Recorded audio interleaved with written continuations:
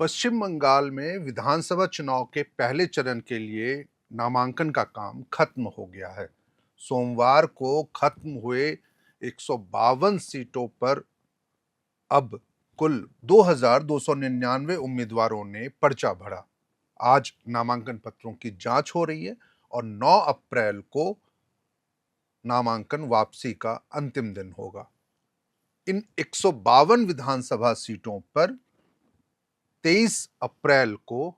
मतदान होगा। लेकिन इससे बड़ी खबर पश्चिम बंगाल विधानसभा चुनाव को लेकर के यह है,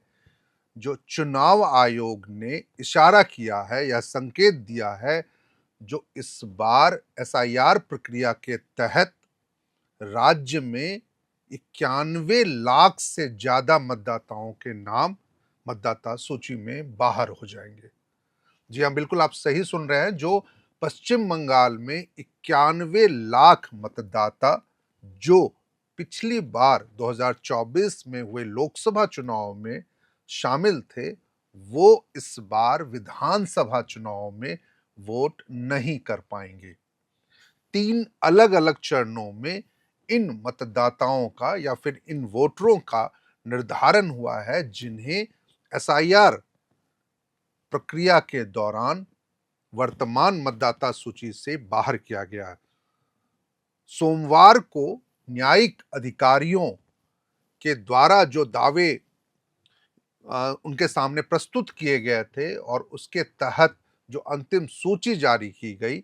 जिसे कहा जा रहा है जो 23 अप्रैल को जिन विधानसभा क्षेत्रों में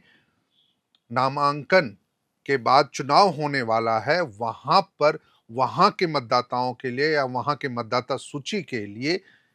मतदाताओं को फ्रीज कर दिया गया है, यानी उनकी सूची फ्रीज कर दी गई। यानी अब 152 विधानसभा क्षेत्रों में किसी भी नए मतदाताओं का नाम नहीं जोड़ा जाएगा, बशर्ते कि वह नाम न्यायिक पदाधिकारियों के द्वारा दावा प्रतिदावा पेश के दौरान दिए गए फैसले से प्रभावित ना हो। सोमवार को पश्चिम बंगाल के मुख्य निर्वाचन पदाधिकारी की ओर से जारी पत्र के अनुसार या जारी प्रेस रिलीज के अनुसार यह बताया गया, जो लगभग 60 लाख मतदाताओं का नाम जो विचाराधीन की श्रेणी में रखा गया था, उनमें से 59,84,000 मतदाताओं के नामों पर निर्णय हो चुका है और इसमें 27 लाख से ज्यादा मतदाता अब मतदाता सूची से बाहर हो चुके हैं। इससे पहले जब नवंबर महीने में पश्चिम बंगाल में एसआईआर की प्रक्रिया शुरू हुई थी, तो उस दौरान ड्राफ्ट सूची से लगभग 58 लाख मतदाताओं को बाहर किया गया था और इसके बाद 28 फरवरी को जब चुनाव आयोग ने मतदाता सूची का ड्राफ्ट जारी किया था विधानसभा चुनाव को लेकर के, तो उस दौरान भी लगभग 5 लाख से ज्यादा मतदाता सूची में बाहर हो गए थे और अब 27 लाख मतदाता सूची से जब बाहर हो गए, तो इन तीनों चरणों के दौरान बाहर किए गए मतदाताओं की कुल संख्या 91 लाख है। इन मतदाताओं के अधिकारों को लेकर के आगे चर्चा और बहस हो सकती है, लेकिन इतना जरूर है, जो अब इन 91 लाख मतदाता जो पिछली बार चुनावों में शामिल रहे थे, मतदान उन्होंने किया था, वो इस बार विधानसभा चुनाव में मतदान करते नजर नहीं आएंगे। सबसे ज्यादा नाम जो एसआईआर प्रक्रिया के तहत, खासकर जो विचाराधीन श्रेणी में जिनका नाम रखा गया था 58 या 59 लाख के आसपास, उसमें जो नाम सबसे ज्यादा कटे हैं वो मुर्शिदाबाद जिले के, जहां पे लगभग 5 लाख से ज्यादा मतदाता